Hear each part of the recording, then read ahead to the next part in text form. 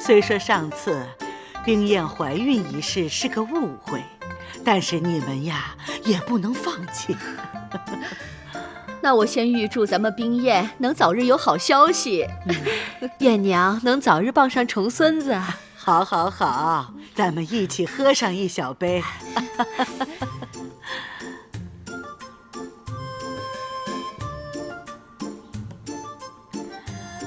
来来来，大家吃。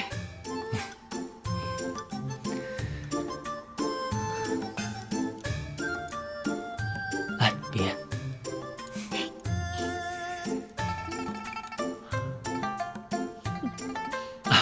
多谢母亲。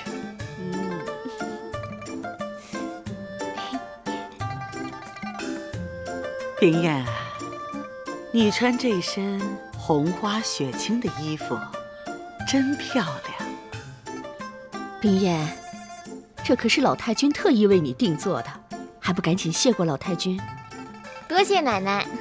哎，俗话说呀，这佛要金装，人要衣装。你们看看，她穿上这件衣服，真是光彩照人呐！哎呦，那还不是您老人家眼光好啊！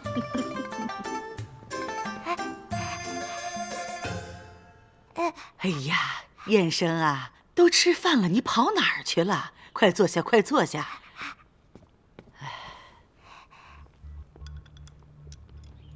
吃吧，吃吧。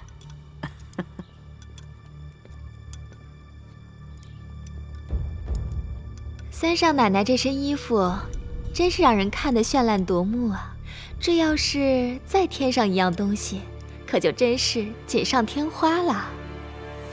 小巧，你说她应该添上件什么东西呢？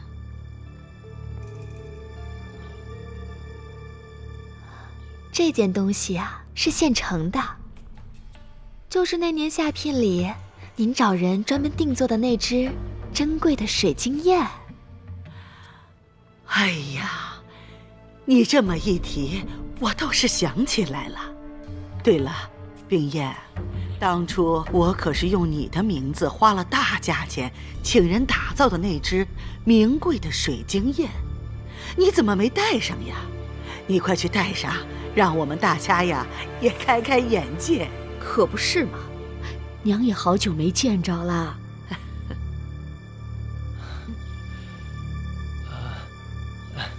奶奶所言极是，我这就与冰燕回房去拿水晶燕。好，好，母亲，我们去就回。去吧。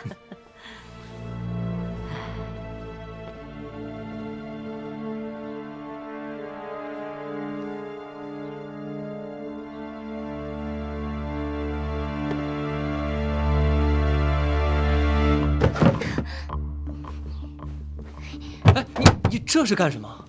回扬州去。你说你溜走有什么用呢？哎，我们一起好好想办法不行吗？我根本就没有水晶燕，想什么办法？哎，我可以去跟奶奶说，水晶燕我没有拿过来，放在扬州的家里了。若是刚才方巧巧发难的时候你就这么说，或许还能搪塞过去。现在说，晚了。那你就再装病一次，糊弄过去。这也不行。哎呀，这也不行，那也不行，这方小巧总有我作对。他背后可是有个柯世昭啊！柯世昭也是个大坏蛋，真是的。大不了我就说我是李玉湖，不是什么杜冰燕，看他能把我怎么样。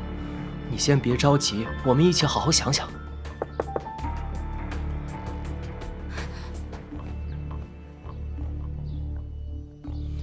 进。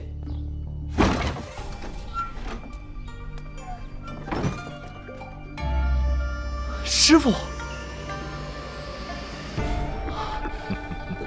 师傅，你怎么回来了？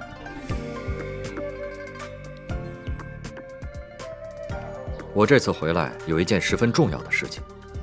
我在荆州遇到一个人，是真正的杜冰燕。他让我把这份礼物要亲手交给……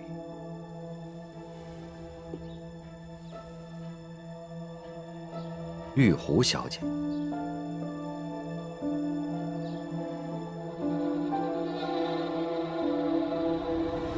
交给我。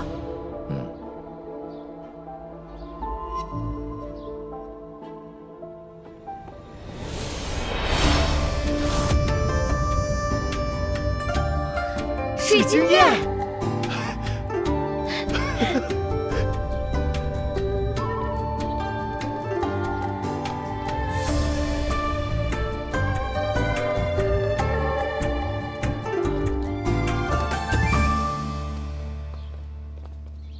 这个柯世昭3番5次为难我们，这次就让他竹篮打水一场空。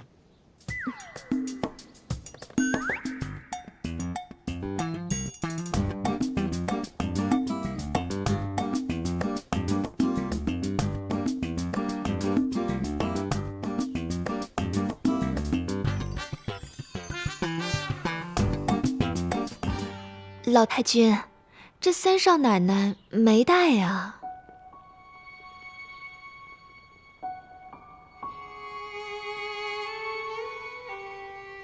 冰燕，你的水晶焰呢？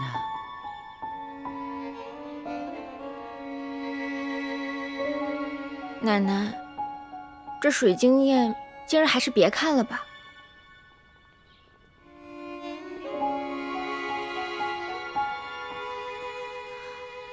老太君，这水晶焰是三少爷和三少奶奶缔结姻缘之物。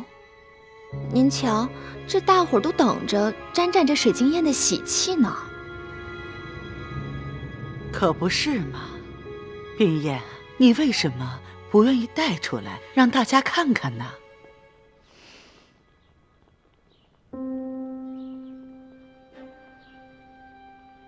奶奶，这水晶焰是贵重之物，我一到府里的第2日，就把它交给天磊了。方才我俩回去寻，可是没有找到。天磊啊，你怎么这么不小心呢？老太君，这水晶焰贵重的很，不会无缘无故不见的。难道是家贼啊？依我看，若真是家贼，这三少爷院里的丫头小厮可就都得换一换了。小巧，丫头就不用换了，我院里面也没有家贼。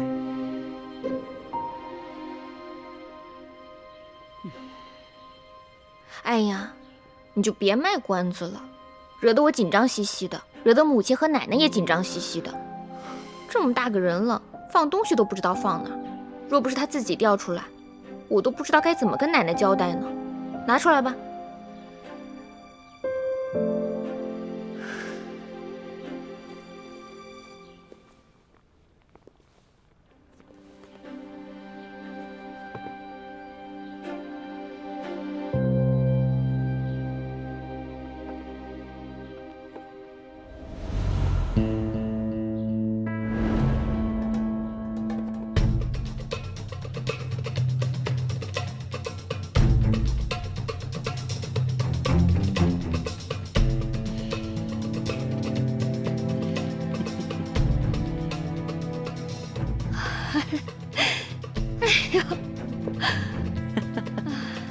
老太君，你瞧，还是那么精致。对了对了，就是这只燕。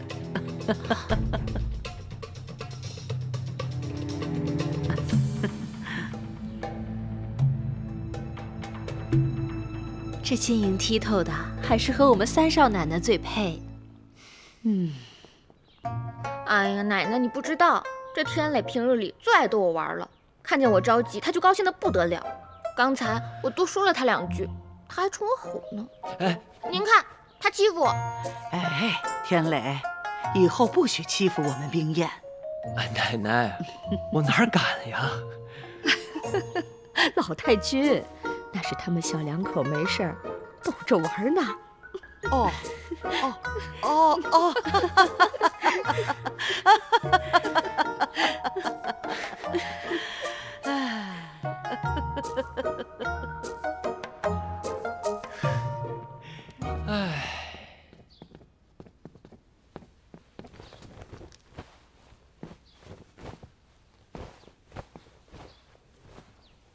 你这是要走？走。我们好不容易顺利的闯过了这一关，为何你还要走呢？一关一关又一关，谁知道下一关是什么等着我？在你们祈福演得累死了，不累死也要憋屈死。那你不是答应要助我一臂之力吗？不助了。你不是答应帮我捉豺狼吗？不捉了。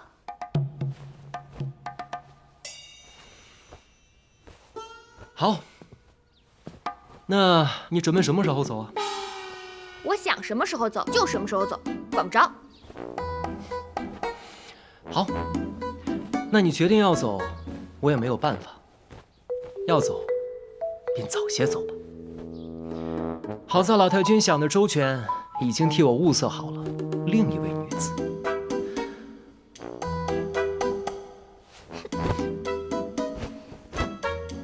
我齐天磊素来讨厌一夫二妻，我曾经暗自许诺，绝不娶第二个老婆。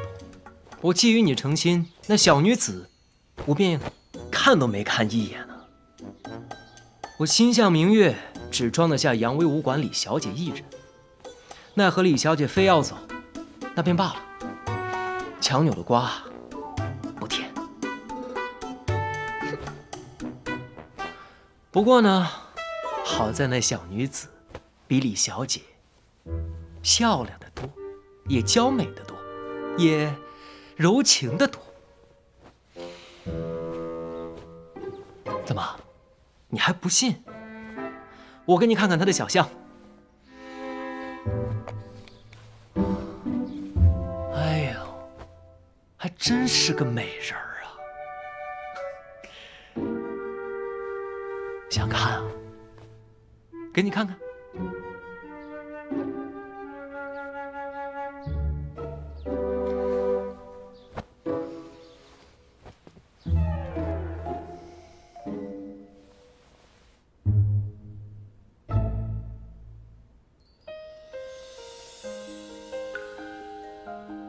怎么样？是比李玉虎要漂亮得多吧？讨厌。鸟语花开春空尽，为一缕香追忆。别走好吗？一色流烟30里，竟无人念心。我不要什么大家闺秀的小女子，我只要李玉虎。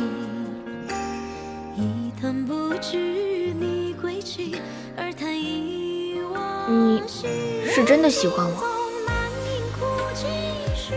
你还真是个笨蛋！你难道真的看不出来我齐天烈满心满眼都是你吗？我又不可能钻到你心眼里。我不知道。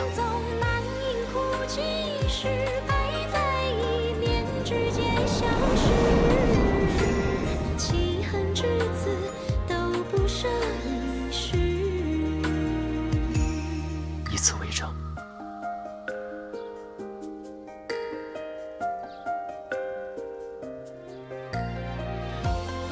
怎么，还是不信？鸟语花开春空尽，为一缕香追忆。一色流烟30里，竟无人念心。千金出山还差风雨洗，燕归落汤洗。如此呢？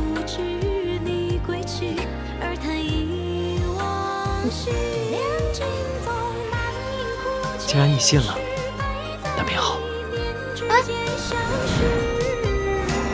弃恨之子都不舍一世，情恨之子都不舍一世。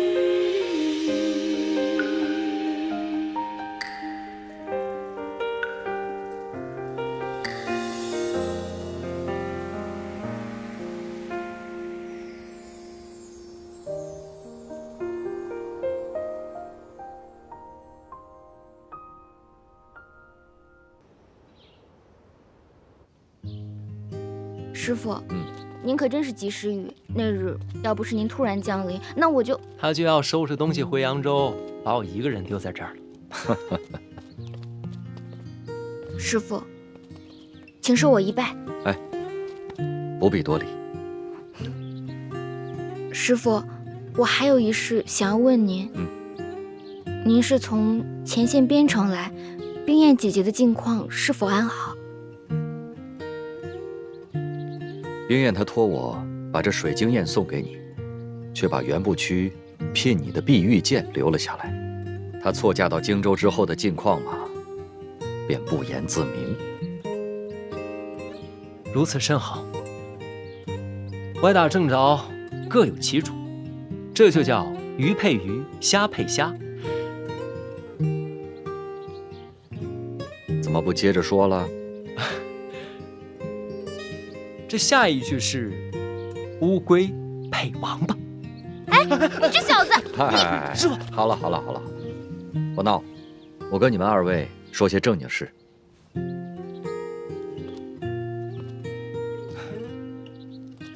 好在是京城连战皆捷，再打好这最后一仗，便可以得胜回朝。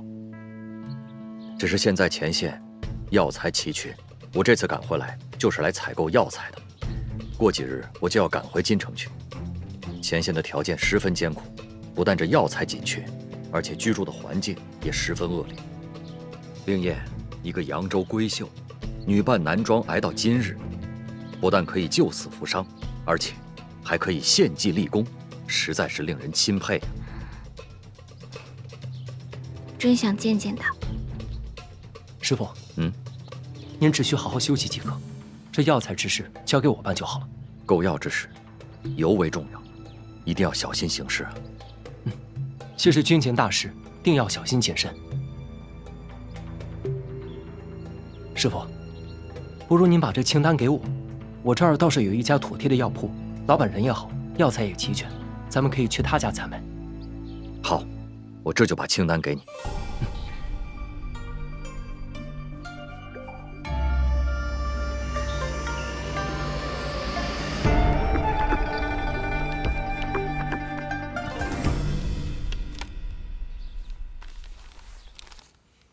燕生，您手里拿的是买药清单，剩下需要办理之事，我都写在信中。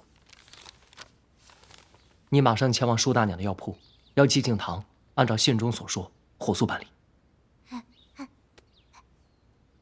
说好。哦，对了，你日后一定要多多留意，有没有人在后面跟着你。如果有人跟着，你就在街上瞎溜几圈，把他甩掉。哎，还有这个，这是师傅带回来的西域葡萄，你的嫂嫂偏要给你这个好妹妹留着尝尝鲜呢。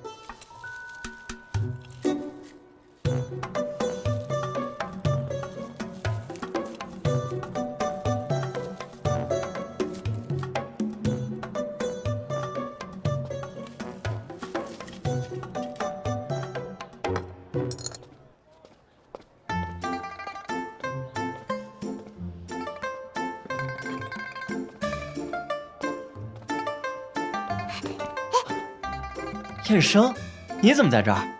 快来帮我！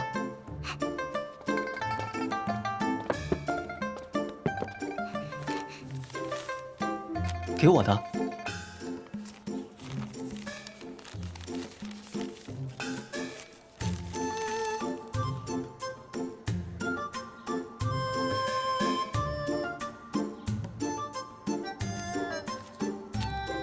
敬堂兄会见，无师归来，其身为戍边郎中，需为战事伤员筹买药材，此事事关重大。好，我马上去办。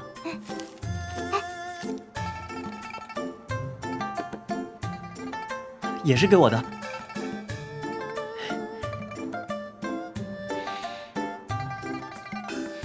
真香。开始吧。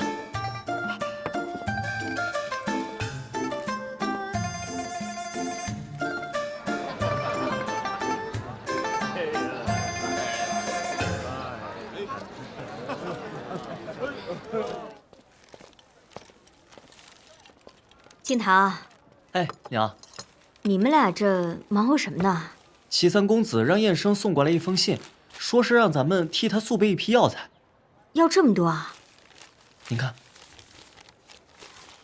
这批药材是要送到边城给杀敌将士们用的。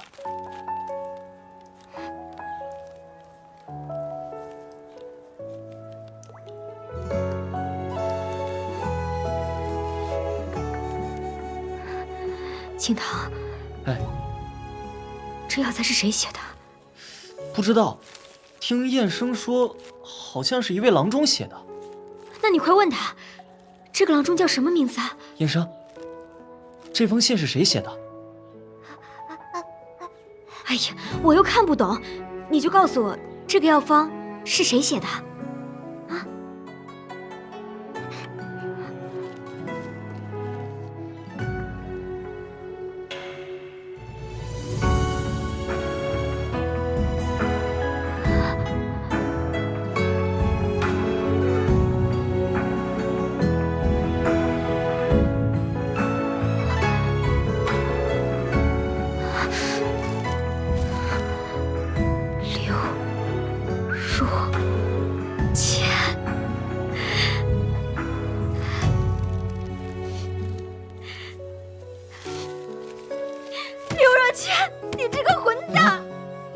娘，你怎么了？娘，你说话呀，娘！敬堂，你知道刘若谦是谁？我的夫君，你的干爹呀！真的？但是，会不会是同名的呢？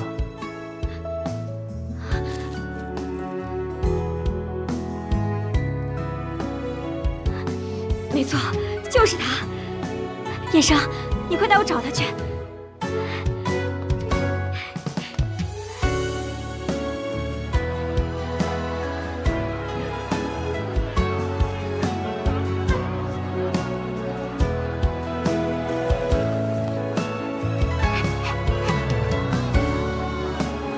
休战，快走！哎，客官里边请，里边请，里边请。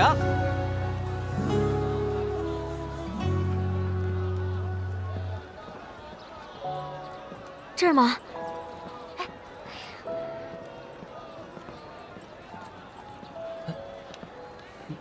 舒大娘。哦，我师父他上街办事去了。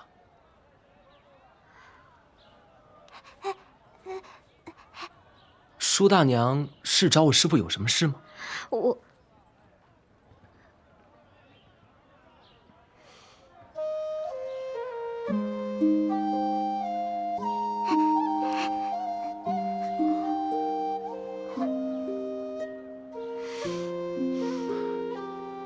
舒大娘，您是师父的？我是你师父的发妻。啊？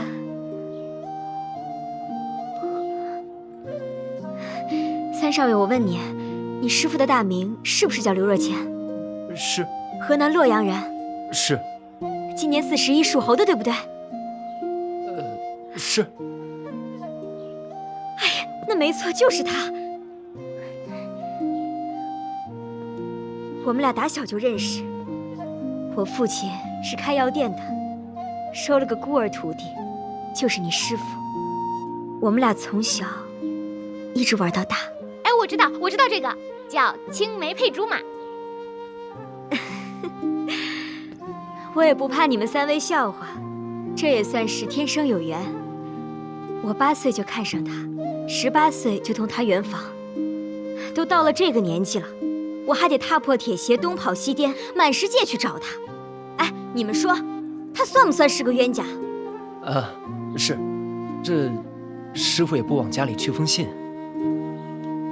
他原来出去也是有出有归有信，这不他一出去2年，我等得心焦。你说年轻那会儿性格温和，这上了点岁数了，脾气就暴躁了些，我就狠狠斥责他为何不回家，这怎么家里就不如外边了？这不把人给吓跑了。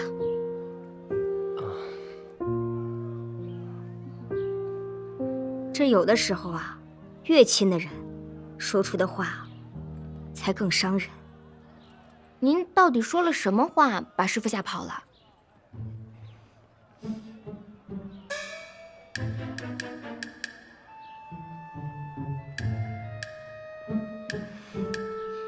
就一句话。什么话？你有种，就别踏进我舒家大门！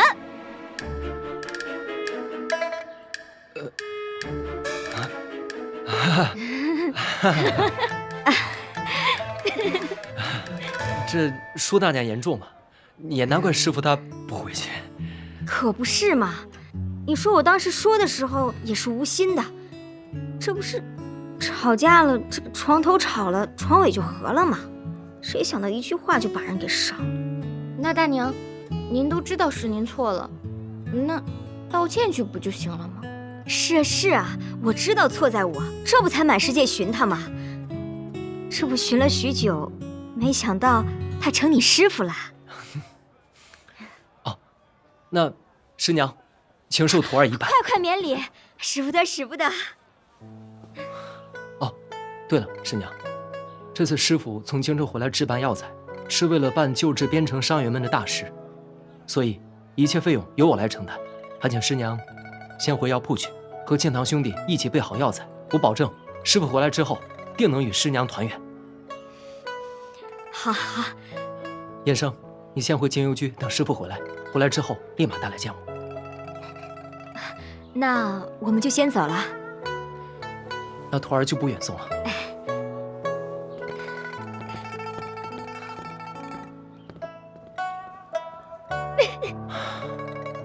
哎，这舒大娘还真是个泼辣直爽的性格呀。李小姐，你日后不会成个李大娘吧？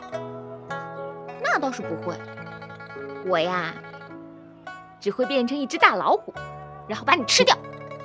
哦，那我这齐三少爷还真是可怜啊，要被个虎儿叼走了。那你就来吧。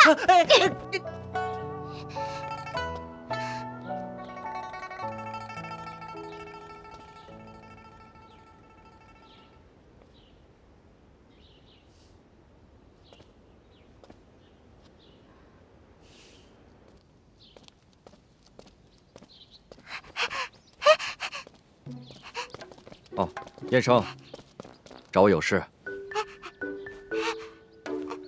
啊，好，走，好，走。什么事这么着急啊？哎，师傅，玉湖姑娘，天磊，什么事？师傅，你可算回来了。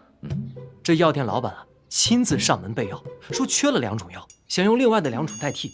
我们想等着您回来，让您来做裁断。哦，这是哪2味药材？缺了呀，缺了那个熟地啊、当归啊之类的。当归？这当归是最常见的药材，怎么会少？他说是有当归的。哦，啊，对，当归。哦，师傅，你有所不知，这药店老板呢是我们家的至亲，为人爽直，急公好义。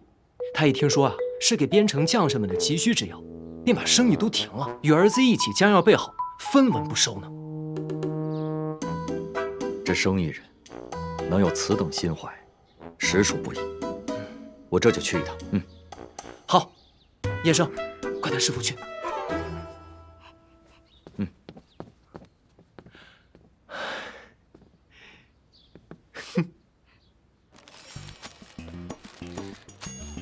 静堂啊，哎，娘，他们怎么还不来啊？哎，娘，你就放心吧，准备了这么多药呢，干爹肯定会来的啊。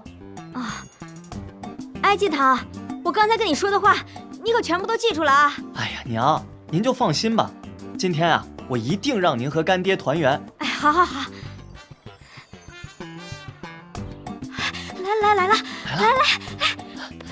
干娘这次可全靠你了。知道了。哎，燕生，悬壶济世。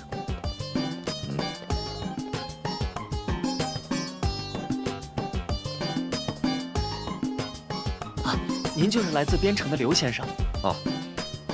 在下刘若谦，我叫季敬堂，是这家店的伙计。哦。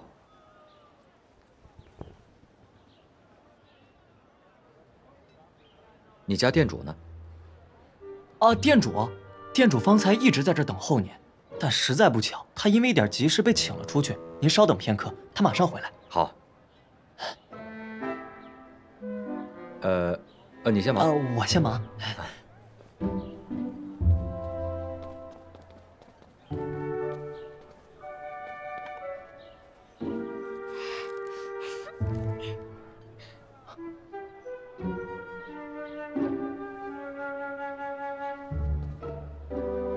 刚刚是什么声音？你们家不会有老鼠吧？呸！你才是老鼠。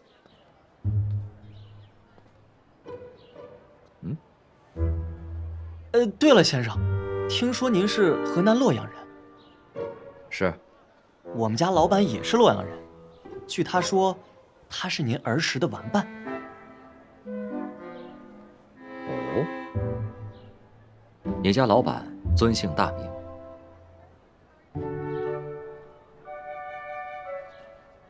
他姓佘，叫佘宇。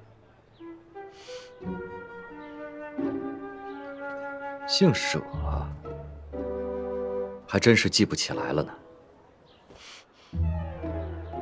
想不起来，就给我好好想想。快去忙吧。哎。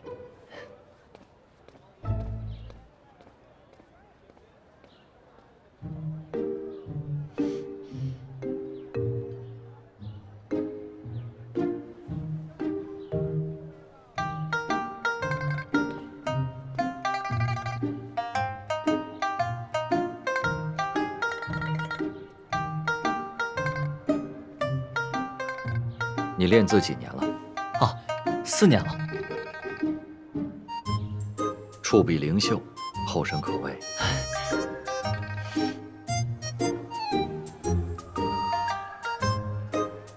你家老板怎么还没回来啊？是不是有什么事情耽搁了？哎，确实。哎，不瞒您说呀，昨天还起冲突了。什么冲突？昨夜老板跟老板娘吵架，本来也不是什么大事，但是你一句我一句，两个人互相都上了火头。我们老板娘呢也是个倔脾气，老板呢又说了一些火上添油的话，这下糟了。于是呢，老板娘就摔门而出，老板呢也就急了，但是他怕耽误您的大事，所以说咬着牙帮你准备了这批货，于是才匆匆的去找老板娘的。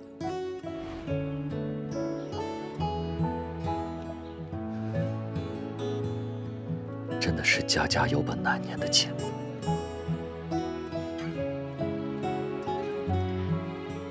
不回来就不回来呗，何必去找呢？你还小，你懂什么？虽然说夫妻之间没有隔夜的仇，但是又说了过头的话。他不去找，另外一个又怎么下台阶呢？没良心的！我给你台阶，你下吗？哦，对了，老板临走之前给了我一件东西，说只要将它交给你，就知道有当归了。当归。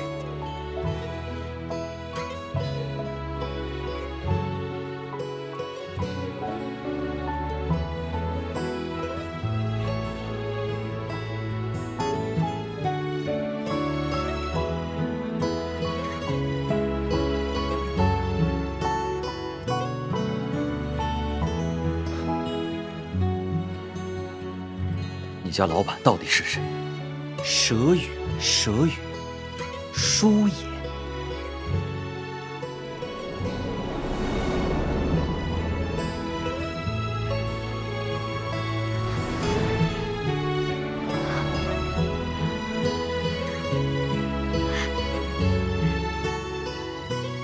若谦，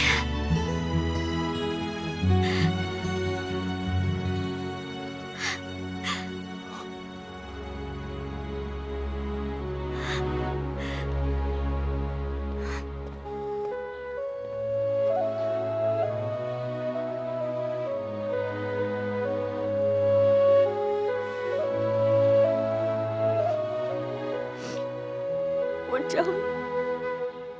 找的好苦啊！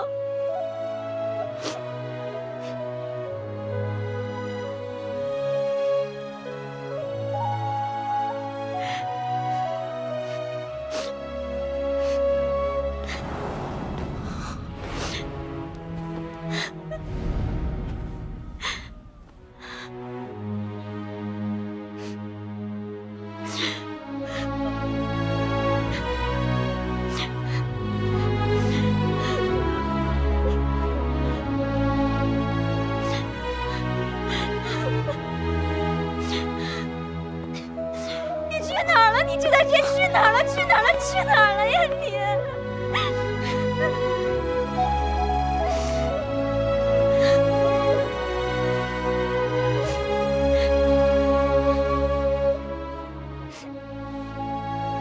孩儿敬堂，拜见干爹。啊，免礼免礼。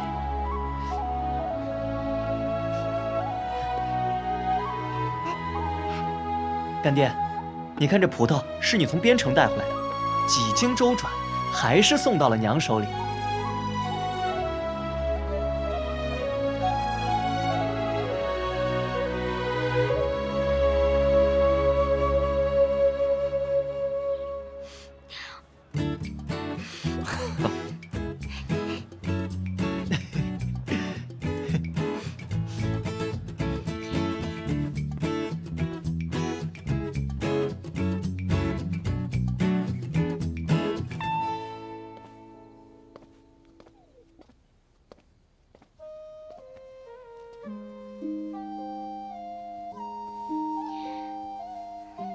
若谦，我决定了，以后啊，你上哪儿我上哪儿，咱俩再也不分开了。秀云，你放心，后天我把药材送到边城，很快就回来了。后天？你一天都不能多待？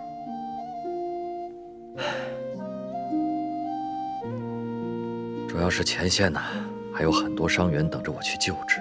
你不放心这个，不放心那个，你怎么那么放心我呀？你去悬壶济世，我不反对，但你也不能把我丢在一旁不管不顾呀。你呀，刚好了那么一小会儿，就开始唠唠叨叨，没完没了啊！我唠叨，还不是因为挂念你吗？我知道你是在乎我。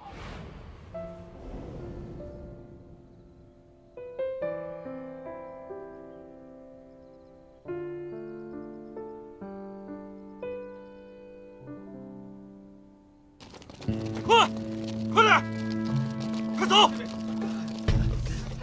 帮我看一下，住点。怎么样了？哎，杜宾，止血药还有没有了？止血药都用完了啊！这可怎么办？不马上止血的话，这位将士的命可就难保了。我想到了，我师父之前指着山上的黄杨草跟我说，此草虽有一定毒性，但是关键时刻可以救人性命。此时此刻的黄草就是救命的良药啊！我马上士兵去采。不用了，我认得，我去吧。好，哎，你小心点儿，快压住！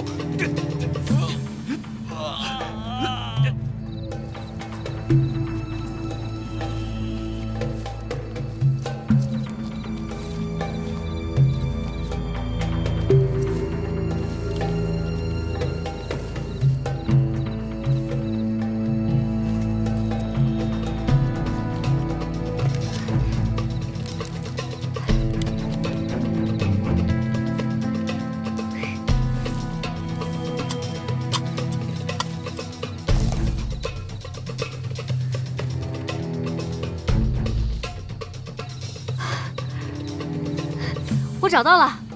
啊，找到了！好，终于找到了。这附近一定还有，我们分头去找。好，好。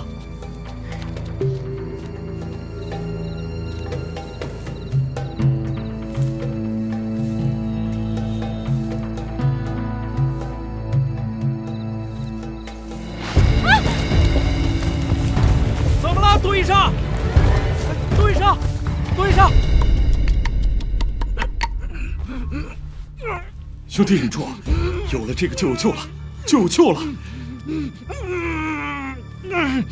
多亏了杜医师连夜上山采的呀。来，先生，听说多斌受伤了，怎么搞的？哎呀，为了抢救伤员，他连夜上山采药，给摔伤了，严不严重？哦，幸亏是外伤，皮肉受点苦。不过这孩子是真倔呀，硬是不让人碰，他自己回去包扎了。来了。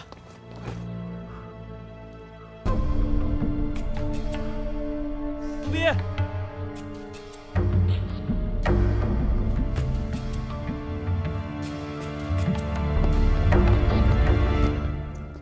杜斌，怎么样了？评委，还疼吗？我都好多了。你也真是的，半夜私自上山，为什么不跟我说，让我陪你一起啊？来不及了，救人要紧啊！行吧，哎，跟你说个好消息，入虎学探敌情的那个小兄弟得救了。真的？当然了，这也多亏了你，及时上山采药，又立了一大功啊。这仗是大家打的，人也是大家救的，什么功不功的？反正你就是功不可没，我要找大哥帮你请功。干嘛？大哥来了，还有人跟我请功呢。对，大队人马还在外面呢，快去。是，德斌，那我先走了。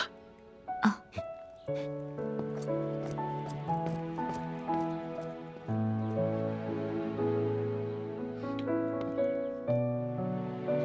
来，先坐下。哪受伤了？给我看看。没事。给我看看。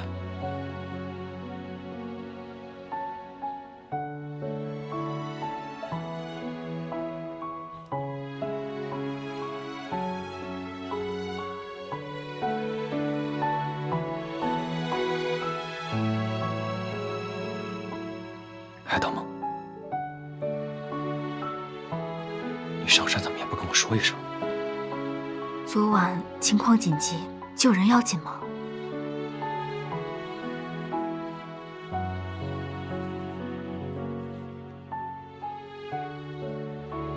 少你受苦了，但真没想到，你居然还是扬州的富家小姐。其实，离开扬州，换个环境也挺好的。自从我来了军营，我才知道，这个世界有这么大，我能做的事情有这么多。现在，我都没有刚来的时候那么想家了。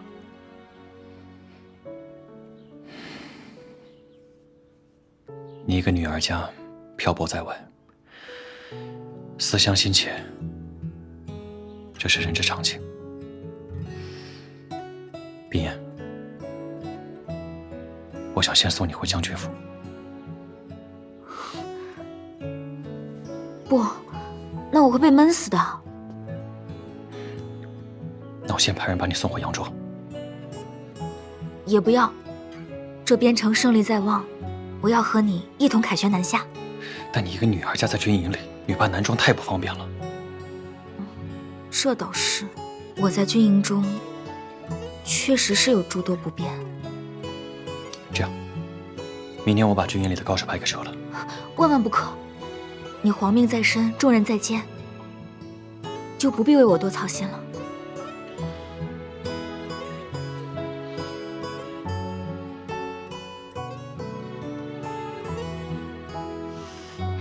我呢，会趁着养伤之机，好好的想个主意的。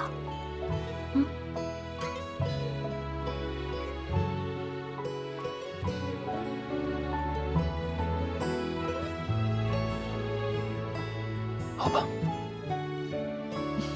但你以后必须在我的视线范围内。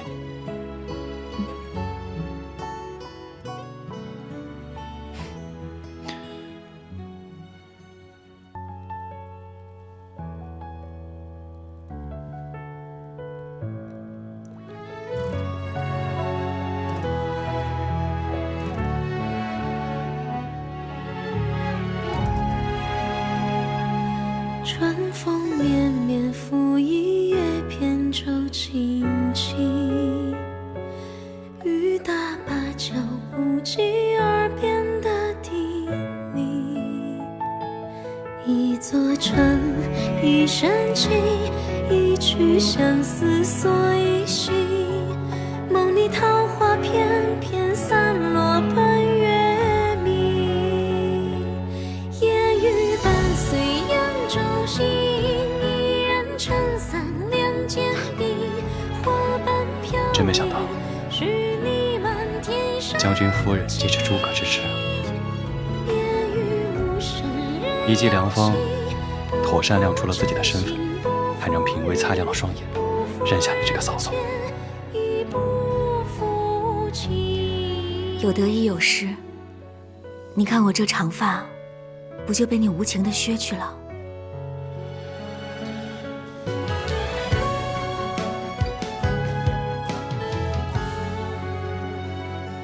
春风绵绵拂一叶扁舟轻轻，雨打芭蕉不及耳边的叮咛。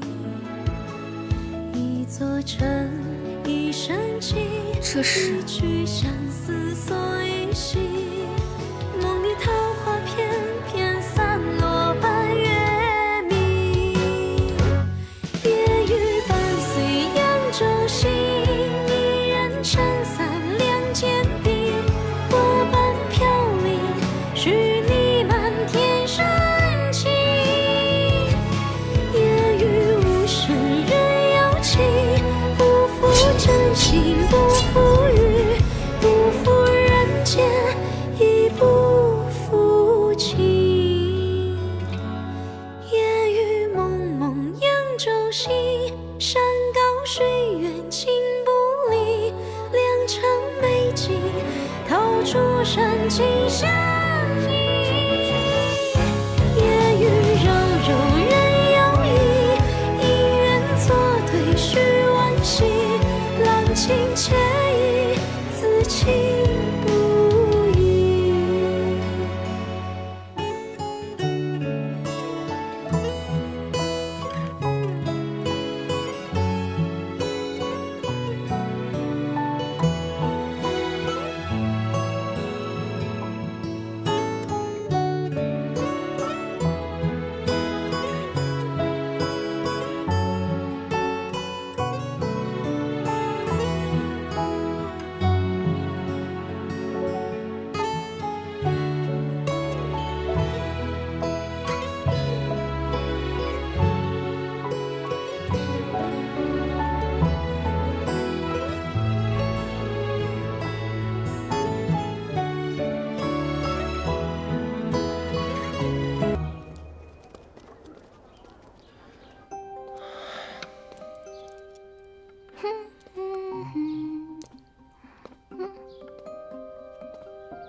天雷，你怎么魂不守舍的？想什么呢？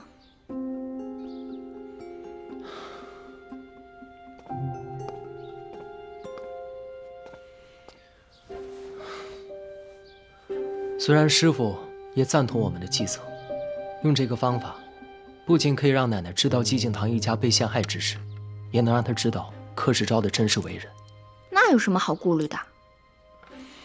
但是揭穿此人，又谈何容易呢？你是怕奶奶不相信你？奶奶自然是更相信他了。为什么呀？奶奶年轻时喜欢养兔子，最宠爱的那一只脖子前有一撮红毛，后来得病死掉了，奶奶伤心不已。偏巧，远在江浙的姑母足月生辰，诞下一名男孩，这名男孩的脖子前竟然也有一块红色胎记。奶奶听闻之后，便以为是玉兔转世，亲自前往江州查探，之后便倍加宠爱。此人就是与我大哥同年生辰的柯世昭。竟然有如此巧合之事。这个柯世昭极会笼络人心，整个齐府上上下下，除了我母亲、雅妹之外，所有人都认为他好。你觉得，要是我们没有掌握他的铁证，奶奶会相信我们说的话吗？有道理。所以此计还需周密行事，最好是能够支开柯世昭，单独向奶奶汇报，免得节外生枝。唉，要是他不在府上就好了。对呀，奶奶一直想收回一家外地的商铺，我可以在奶奶耳边吹吹风，让她派柯世昭去速速督办此事。就这么办。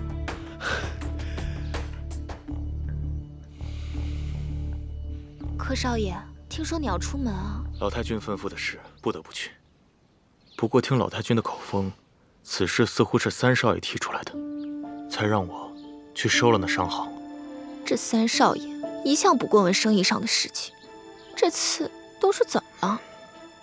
还有那个三少奶奶也不是个省油的灯，搞不好这一次就是他们二人的诡计。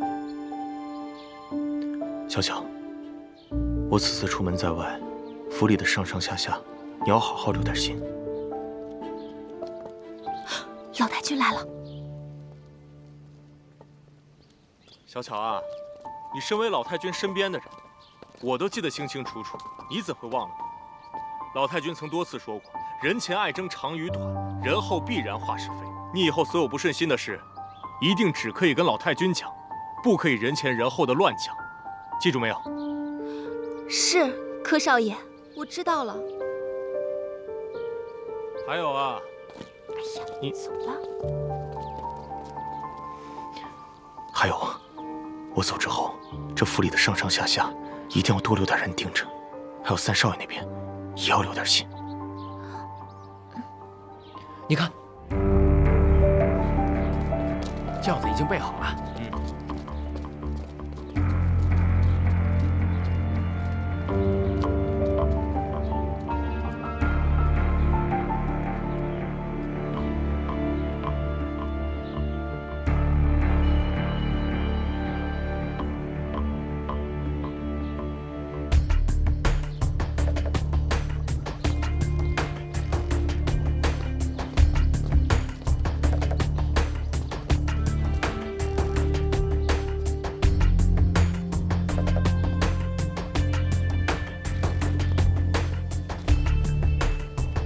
少爷您的包袱，来起轿，走了。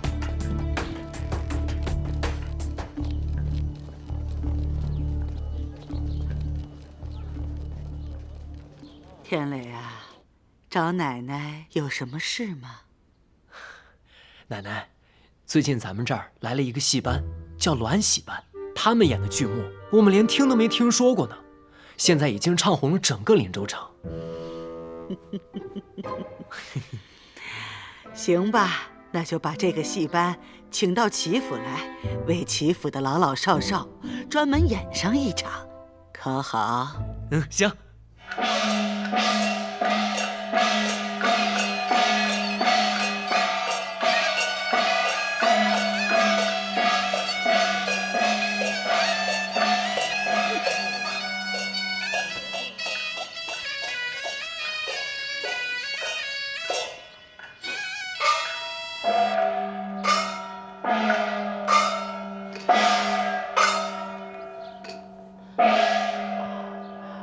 二老爹娘在此休息片刻，待去早晚随来。好。哎，天高望地远啊！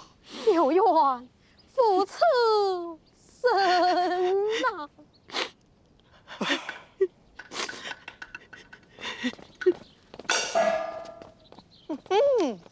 你们逃得出江州，却逃不出我的手掌。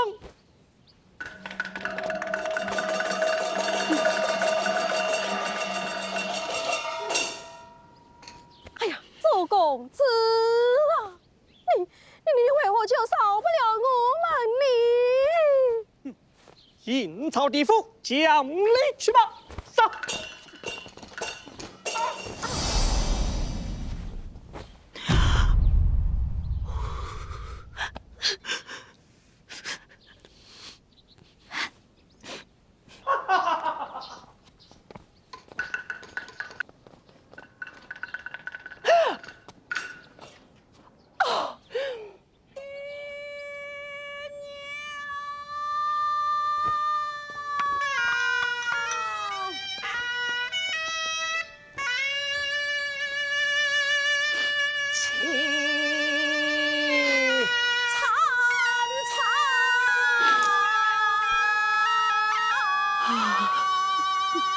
可怜的见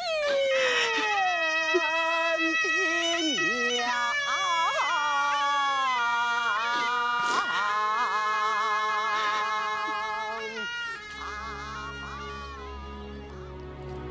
哎呀，好了，奶奶，您别哭了，这哭坏了身子可不好。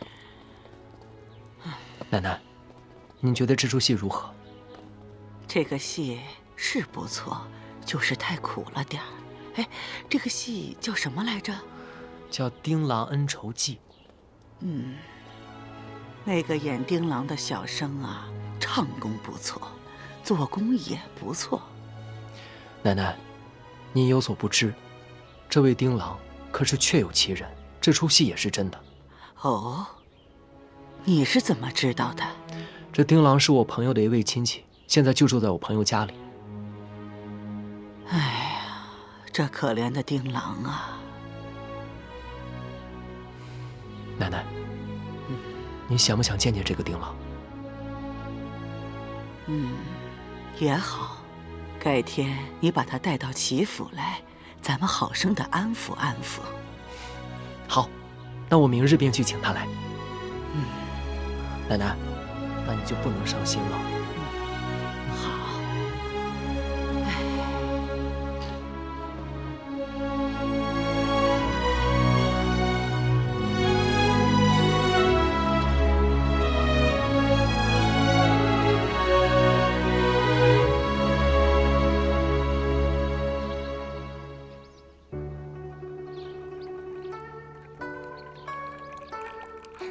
奶奶，我新寻得了好茶，一会儿让小巧姐跟着小喜去取。小巧姐烹茶的手艺，您是最满意了。等泡好茶，给您好好尝尝。好，行。小巧姐，随我来吧。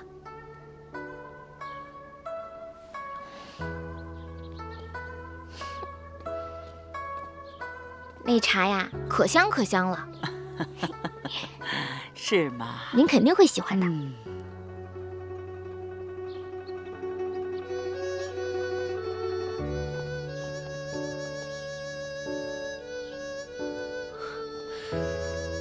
奶奶，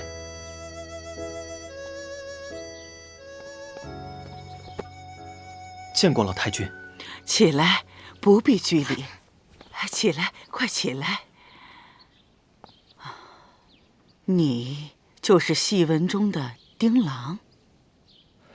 老太君，丁郎是戏中人的名字，小生姓纪，叫敬堂。听你的口音，不像是本地人吧？我是江州人。江州人，人长得不错，名字也好听。就是你的命太苦了。昨天那戏看的呀，惹得我这个老太婆直落泪呢。你的爹娘死得也太惨了。老太君，他们杀害我爹娘的手段，比戏中的还要残忍。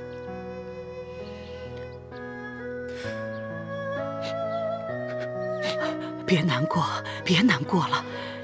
既然如此，那我就问问你，为什么不把真实的情况写到戏里，让大家都知道呢？戏班班主怕惹祸，只能真真假假、虚虚实实。况且我爹的冤屈，也不是一场戏可以说明的。戏说不明白，嘴能说明白吧？老太君，那戏里的周世彪是借刀杀人，可那江州的周世彪是用毒计害人，心狠，手更辣。他们为什么要缠着你家呢？江州城东有一恶霸，恶贯满盈，坏事做尽，而他的儿子周世彪，跟他比起来是有过之而无不及，人称玉面郎君。我们家在城西经营着一家药馆，本来与他们周家毫无瓜葛，可万万没想到，还是被那恶人盯上了。那他们有何图谋？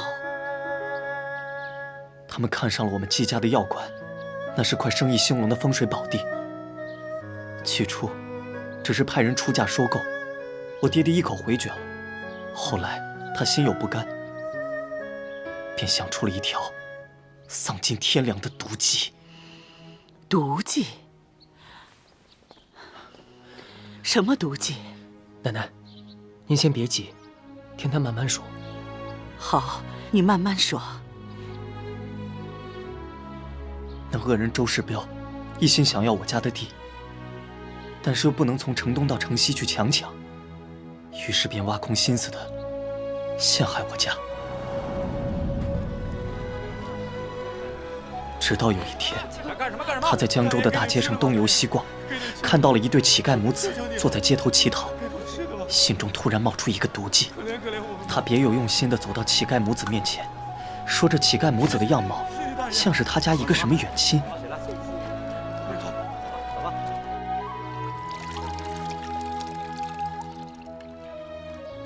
一番花言巧语之后，周世彪让人把这个乞丐骗回家中，大吃大喝，让这个乞丐吃得好穿得好，犹如平地升天。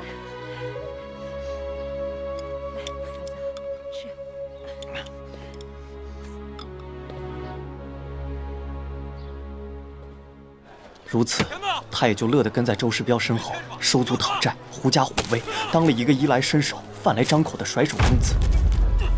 这个乞丐在周世彪家中一住就是半年。有一天，这个乞丐公子偶然得了小病，周世彪便请了个郎中给乞丐把脉瞧病，开了药方。乞丐公子便拿着这张药方到我家的药店去抓药。为人朴实的爹爹，万万也没有想到其中有鬼。他按照药方抓了药，给了这个乞丐公子。公子，你拿好。谢谢少爷。之后，周世彪又派人偷偷将真药换成了毒药。乞丐公子喝下去之后，顿时七窍流血，一命呜呼。贩卖假药，谋财害命，跟我见官！怎么可能呢？我们季家药铺一向卖的都是货真价实的药。快走！周世彪让他的手下抬着乞丐公子的尸体到我家店门口大吵大闹。爹爹和他们理论，可是这帮恶奴蛮不讲理，硬说爹抓错了药，害死了乞丐公子。他们不由分说地把爹拖进了衙门。收了周世彪贿赂的县官，用酷刑逼我爹爹招供。可怜的爹爹，蒙冤含屈，惨死狱中。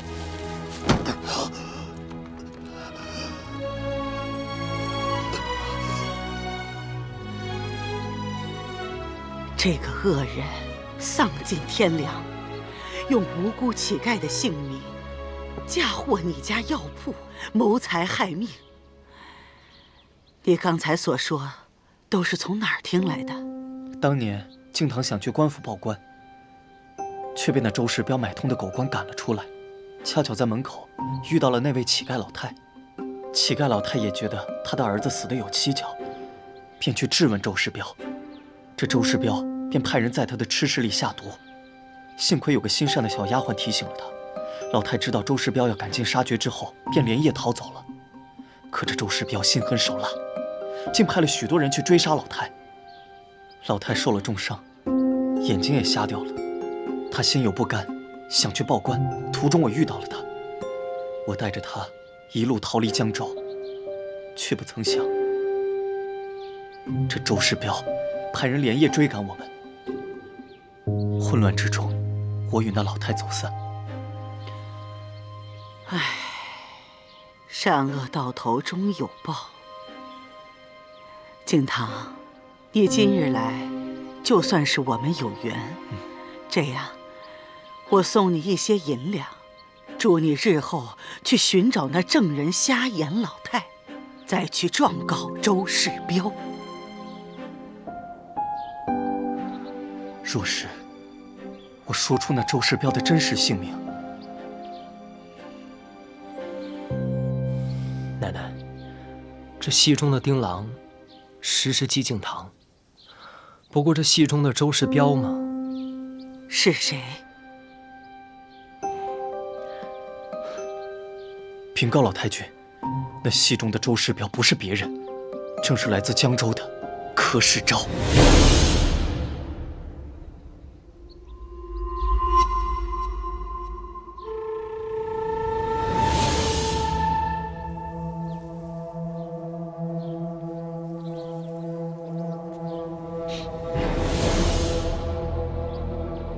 你究竟是何人？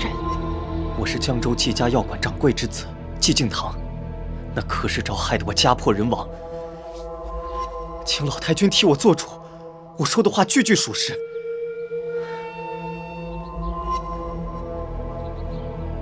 这是我爹临死之前亲手写的，连狱中的狱卒都动了恻隐之心，才将它转交给我。敬堂报官无门，又与老太走失，丢了人证。听闻七老太君您有仁爱之心，又慈善公正，定不能让那柯世昭毁了您齐家的名声啊！于是我才斗胆来见你，求你给我个公正。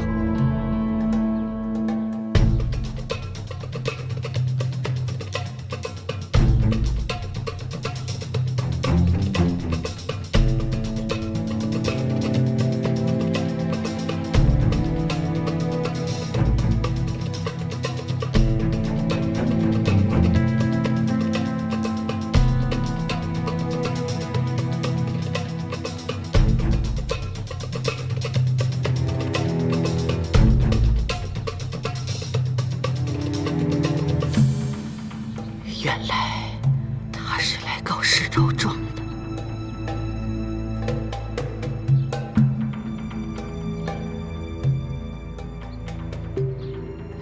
既然这个案子他官府都管不了，又没有证人，我一个商户老太太更不方便插手。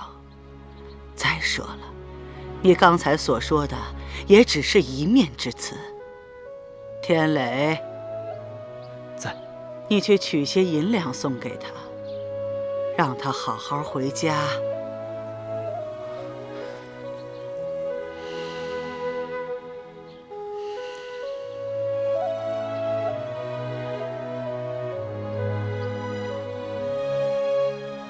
是。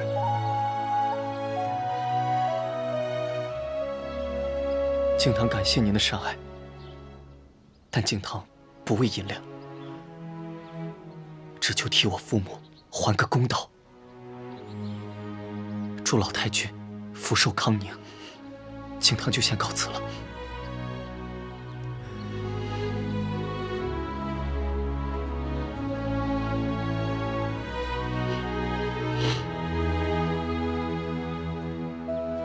我去送送他。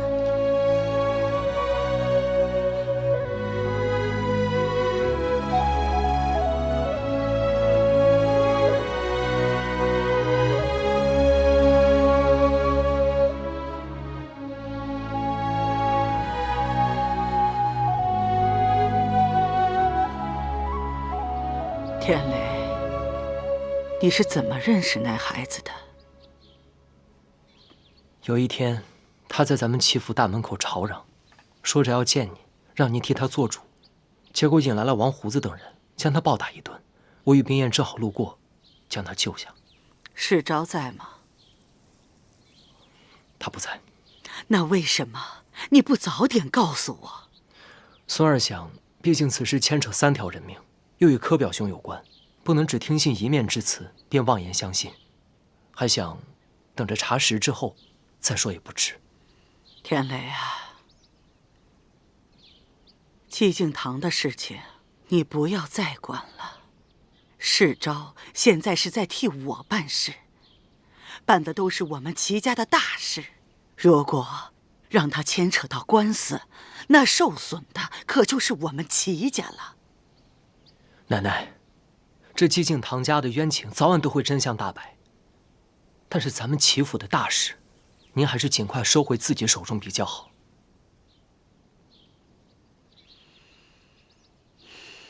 奶奶，这传说不可能空穴来风。这江州，我看也是个多事之地，会不会是因为柯表兄常驻江州，沾染了一些江州不好的风气，把厄运带给了咱们齐家呢？你不要胡说。孙儿没有胡说。若是咱们齐府没有厄运，为什么我的大哥会不明不白的一觉睡死？又为什么我的二哥会莫名其妙的被毒蛇咬死？为什么我的燕氏小妹会在一夜之间变成了哑巴？为什么齐府上上下下会说我齐三公子活不过25岁呢？天雷，你不要再说了。奶奶，孙儿不是要吓唬你，是咱们齐府当真有邪气啊！你不要再说了。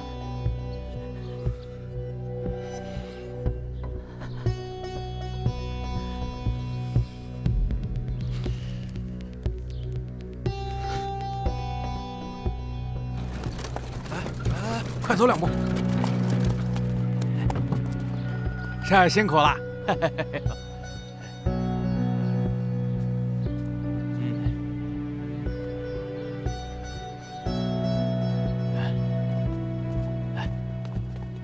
快点，珊儿请。把药拿到后面去。少爷您慢点啊。柯少爷。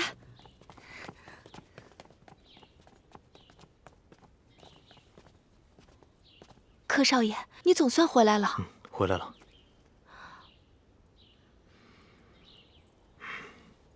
你先把东西拿进去。哎，快，小跑2步，来，快点。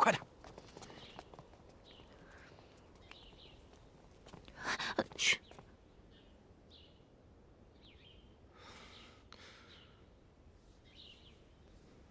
小巧。你来和我说说，我不在府中这几日，这府里都发生什么事了？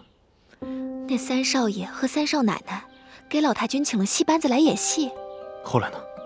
第2天，我本陪在老太君身边，却被三少奶奶支开去烹茶。回来的时候，三少爷带着个少年在与老太君说话，老太君满脸不悦。小巧，你可有看清这少年长何模样？被三少奶奶带着匆匆的走了，我站得又远，看不清楚。反正17、18岁，人挺精干的，块头不大，白白净净的，看穿戴倒像是外地来的。小巧啊，你为什么不好好盯着他们呀？我怕被三少奶奶看见，她鬼着呢。打死他！对了，那人就是那天门口挨打那小子。又是他。小巧，你告诉我，你可知他向老太君说了些什么？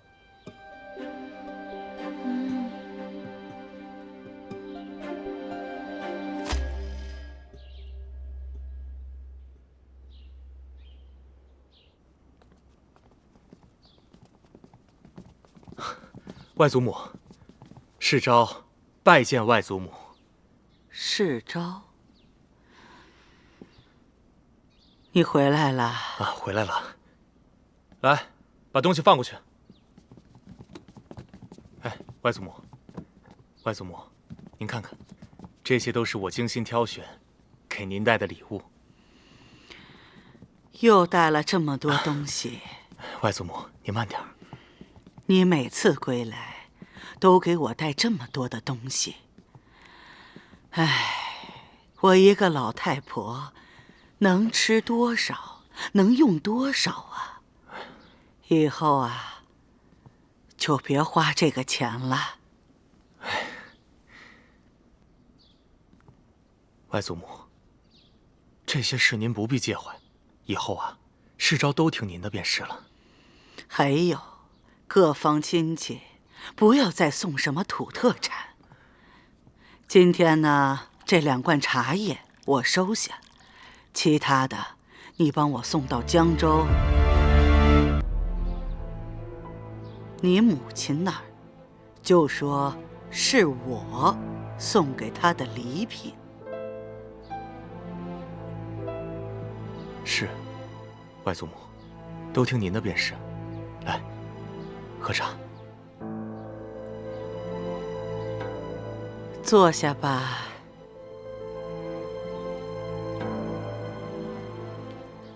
我呀，就剩下你母亲这么一个女儿了，多年不见，十分想念，所以我想到江州去看看她。外祖母，您年纪大了，腿脚都有不便的，不妨让她来林州看您。这江州啊，实在没什么好看的。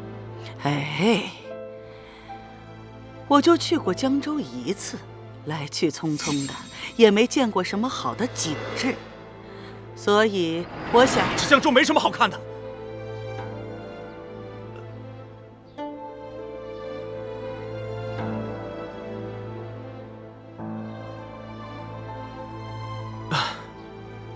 外祖母，实话跟您讲，这江州的确是我的故乡，虽然不算是什么风雨之乡，但确实也是一个富庶之地啊。可惜，这江州民风不好，多处颇负刁民，实在是令人感慨呀。不对呀，当年你父亲在江州是有头有脸的人物，那些鸡鸣狗盗之徒，怎么敢招惹你柯家呢？正是因为我父亲有此背景，还为人正直，眼里从来揉不得沙子，所以宿敌、仇人也多。而如今他已经不在了，可就是有这么一些奸佞小人，喜欢恶意造谣、肆意诽谤。就这样，一传十，十传百的，我们柯家这好好的名声，全都给传坏了。原来江州是这么一个情况，看来此事也不可听一面之词，还需从长计议。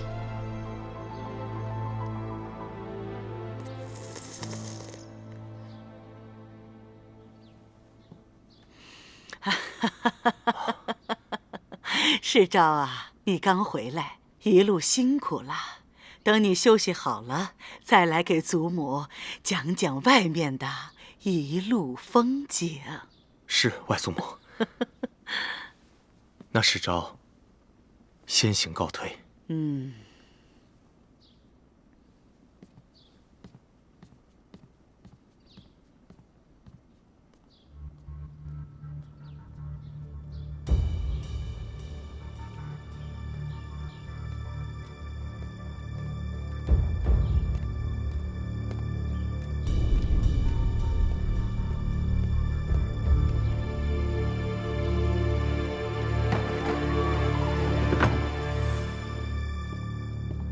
柯少爷，您找我。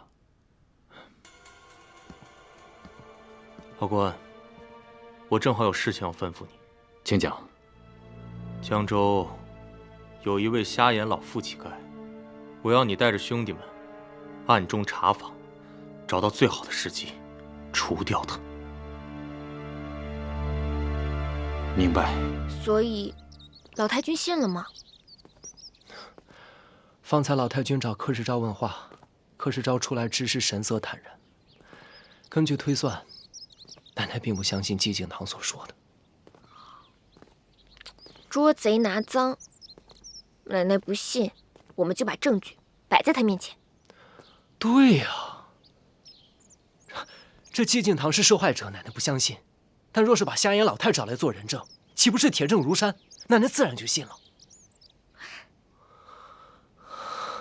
只是这老太太在山高水远的江州，我们被困在宅子里，出也出不去啊。我有办法。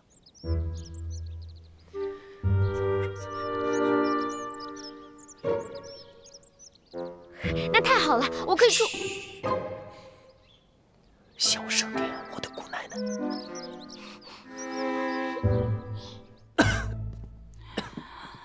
天磊，奶奶来了。哎，别起来，别起来，快坐下，坐下。哎呀，你是不是旧疾又犯了？奶奶放心吧，没事的。一定是前段日子他太累了，累病倒的。奶奶，不碍事的。最近天气闷热，孙儿胸口憋闷。早些年刘师傅在，都会带我去山林别院静养。今年师傅不在，身子也就虚弱些。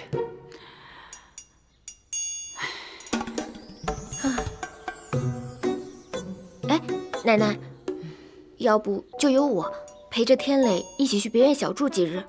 听天磊说，那里山清水秀，空气清新，或许对养病有好处。我怕，若是等着刘若谦师傅回来，天磊不知道要变成什么样子了。也好，要不这样吧，让你表哥派人送你们俩过去。奶奶，表哥他还要打理咱们齐府的生意，公务繁忙，就别再劳他费心了。有冰燕陪我，一切都会处理得妥妥当当。冰燕呐，那我就把天磊托付给你了啊！奶奶，您就放心吧。哦，对了，奶奶，我见燕生妹妹整日闷在房里，能不能把她也带上啊？那个别院清新又安静，方便她散心。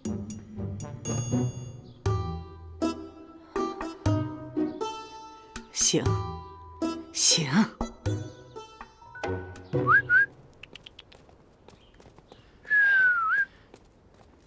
少爷，看来三公子病得确实不轻啊。不可以大意。你的人靠谱吗？放心吧，我的人绝对靠谱。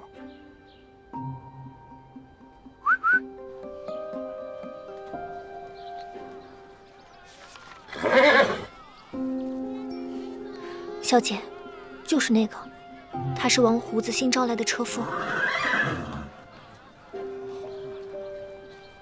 狗腿子！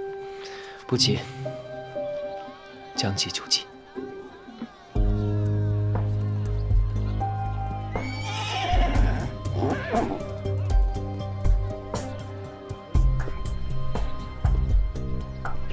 小喜，你跟燕生先走，记得去东街办事，一切小心。是。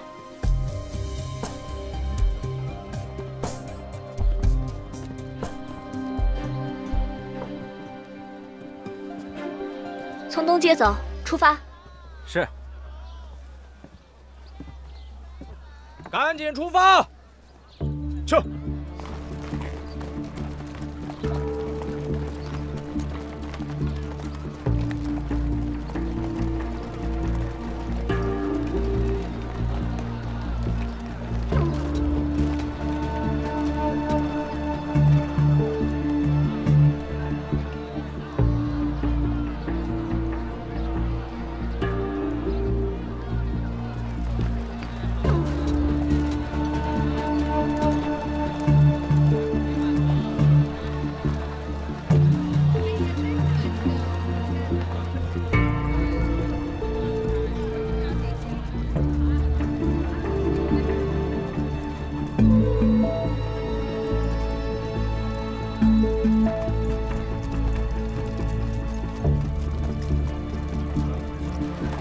停下！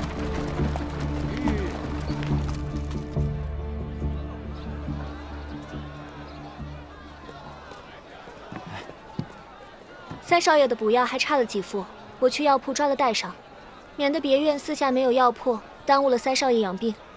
你们先等等。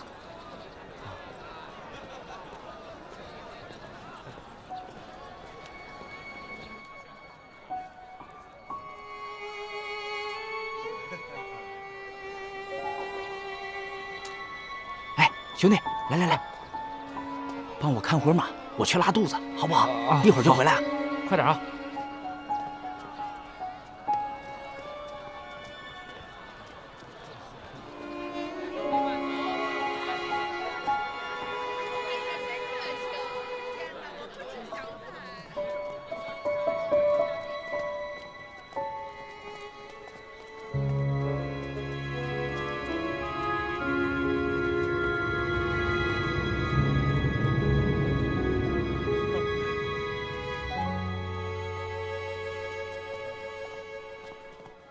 慢走。就按药方上的准备。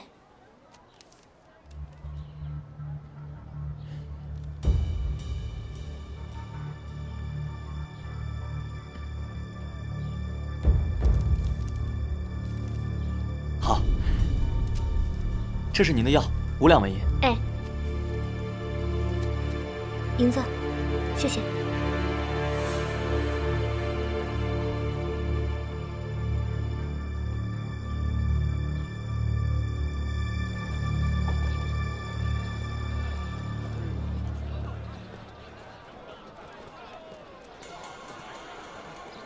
药抓好了。三少爷身子弱，受不得颠簸，你们啊慢着点儿，咱们也不赶时间，压着点走。啊。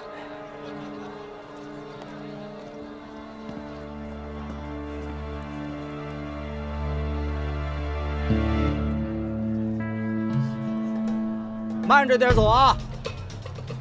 去。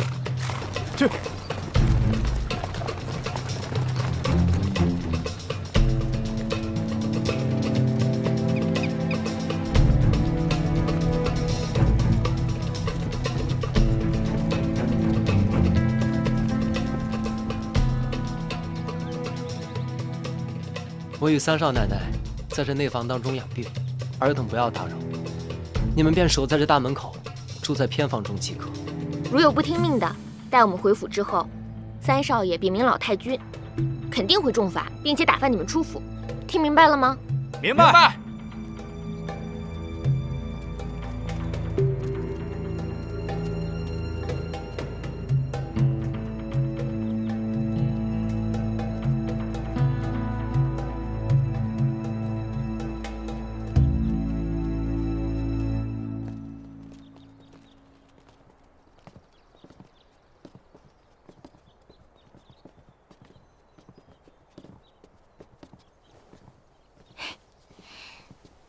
搞定了，什么时候走？择日不如撞日，就在今夜，清风拂林之时。今夜怎么走啊？师傅在此别院还另有一条西径。小喜，你便安顿在此，按计划行事。明白，三少爷。哟，二位兄弟职业辛苦，上好的女儿红，来2口。来，这个时候不能。哎呀，夜长喝2口解解乏嘛。来，一块喝，来，喝呀！快！来，三少爷怎么今天那么安静？给我再喝一口。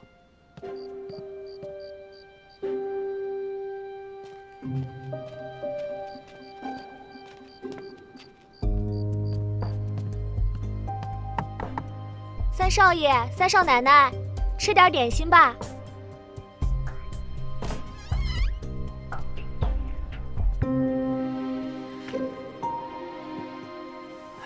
来，给我一口。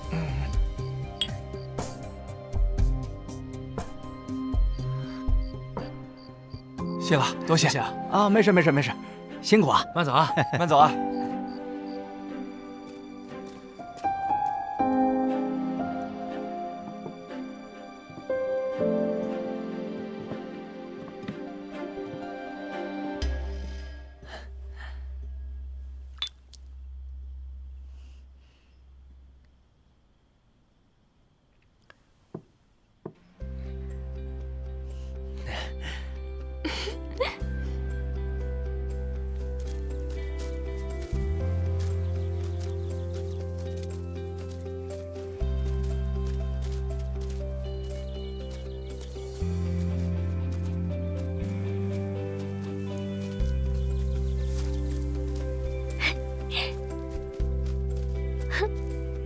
没想到这个别院还有这么一条暗道，真精巧。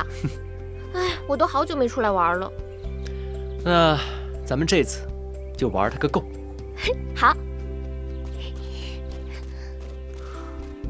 好看吗？好看。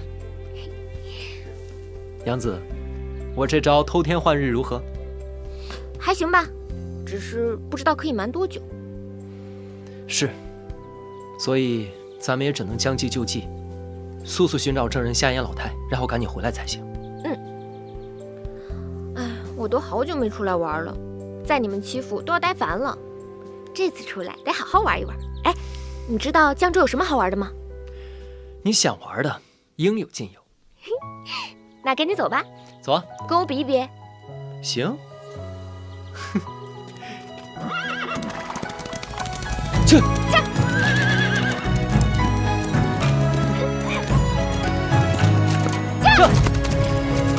夜色太寂寥，忆起两人之俊俏，一阵相思空念你的妙。清风落嘴角，吹来愁绪红尘飘，一地思念纷飞后人扫。我要在今夜出逃，借月光皎皎，捕捉你的笑到天涯海角。君上夜色千万飘，和着思念熬，熬出缕缕情丝之间绕。我要在今夜醉倒，半月光皎皎，想念你我喜欢这个。好一地动山摇，喝一口美酒良宵，喝着相思药，梦里和你一起等破晓。